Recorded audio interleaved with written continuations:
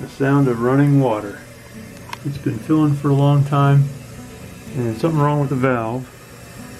So let's turn the water off.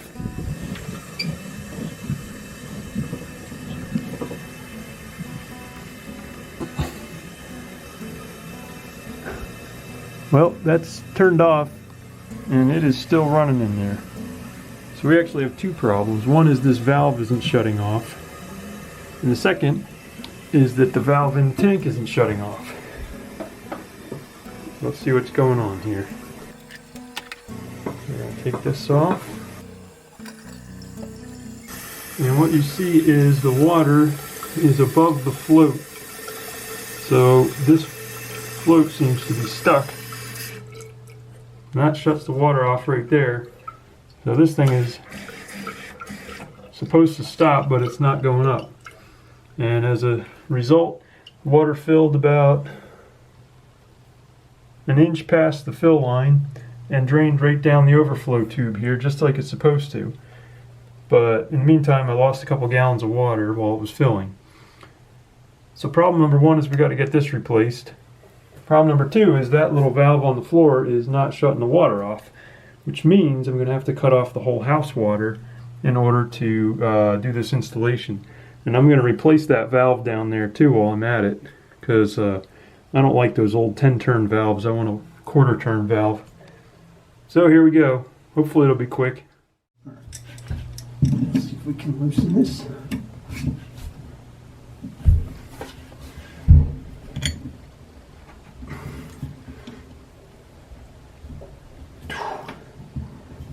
That is not coming off.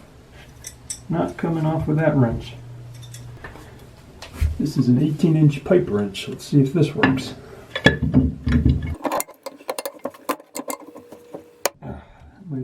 Might have got it started. Maybe not. I think it just slipped.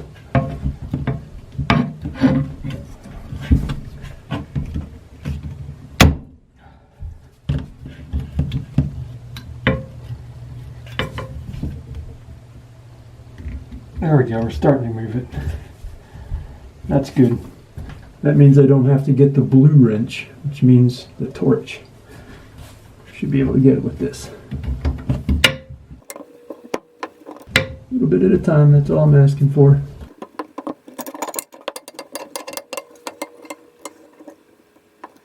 Alright, I think I'm ready to shut the house water off.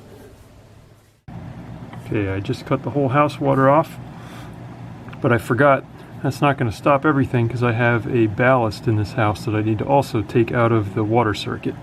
Otherwise, all the pressure from that ballast is going to push a gallon or two of water back into the stream. Okay, here's my ballast water expansion tank back here. There's 50 psi of air pressure on the back side of that, and it pushes a fair amount of water back into the system. So I got to make sure these valves are cut off so we don't keep getting water pressure where I'm trying to work. So we're good now. We've got the water pressure turned off.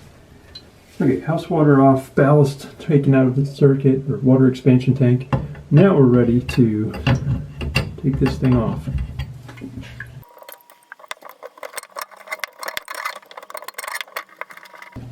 Okay, that's the end of that valve. Got a nice new quarter turn angle valve. I love the quarter turn. It's so easy to turn these things on and off. So this is what we're going to install. Nice solid brass little piece here. Okay, I've got some Teflon tape. Always a good idea to put a little bit of this on.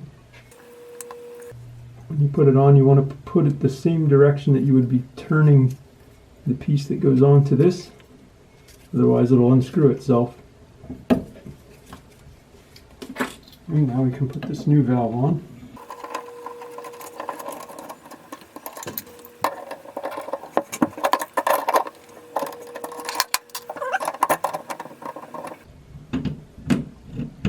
So before we do that, let's test it. Make sure that valve is turned off and make sure we don't have any leaks. Time to turn on the house water. Okay, we got full water pressure on right now. So let's dry this joint and come back and check it, see if there's any drips there. Make sure that's watertight.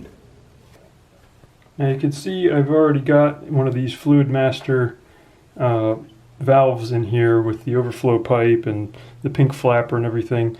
But I got a new kit, another Fluid Master kit to replace that one. It's basically exactly the same thing.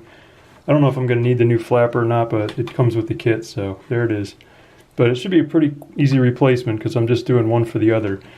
If you're not doing a direct replacement like this, you may have to get an enlarged kit that has more components inside, such as washers and screws, if you have any other leaks in your tank, which the extra hardware will help take care of those problems.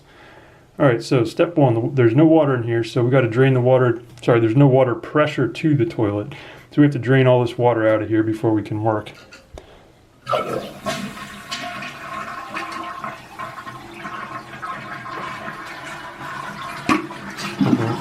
We want it all drained out, so I'm pulling on the flapper here so all that water goes down. And we're going to have to get even more water out because when we take the valve out, when we take this valve out, the water is going to start draining out of the hole in the bottom there where the water comes into the tank. So we're going to have to get that a little extra dry. Okay, this is under the toilet here. First thing we've got to do is take this stuff off. So let's get this hose out of the way. Thankfully these are just finger tight. You don't need an 18-inch wrench. Now, I didn't drain all the water out of that tank. You could go nuts and try to get a bunch of towels and stuff, but I'm going to see how bad it is if I just do this by hand. I have a little Pyrex container on the floor here to catch the water, so let's see if I regret this or not.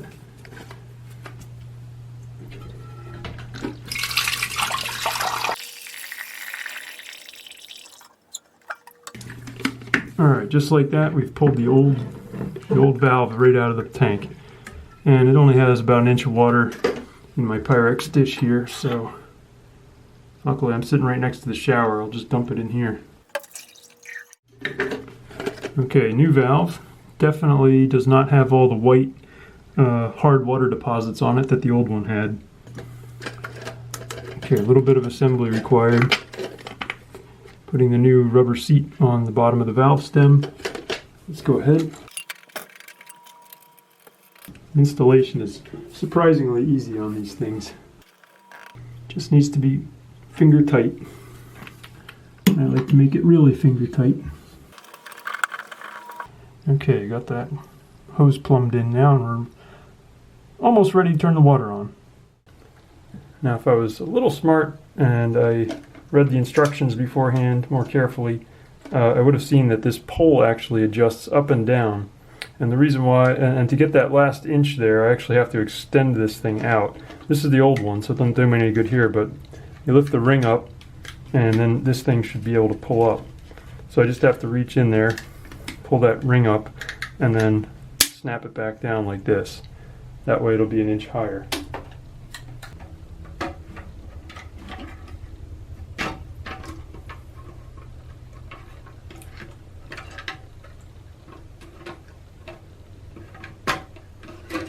There we go. Turn the water back on.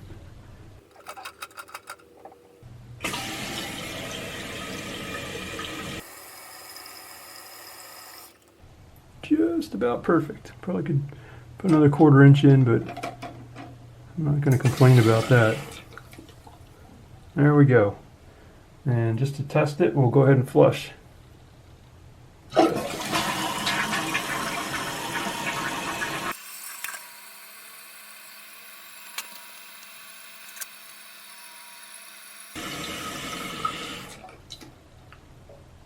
Boom, perfect. And then we'll come back here and make sure this is dry. Yeah, that is nice and dry. So we are ready. We are done with this job. Okay, so if you've adjusted the top of this too high, it will crash into the top of your tank. So make sure that's pretty much level with the top of this guy. When you put the tank lid on top, you want to make sure the lid doesn't hit this. You can see this hose is too long here. When I put the lid on, it's going to smush it down and who knows what will happen. So we can just cut that to size here and get it out of the way. Another thing that's really important to note is the tip of this. If this actually goes below the water line, it can start pulling water through the valve. I've had that happen before. So you want to make sure that the tip of this hose is above the water line. Well, we fixed 2 problems for the price of 1 today. Well, I guess 2 problems for the price of 2. One valve that did not turn the water off. I think this is probably original to the house, which means it's over 60 years old. And a toilet fill tube valve that also did not stop the water flow. So hopefully we got both of those things figured out now.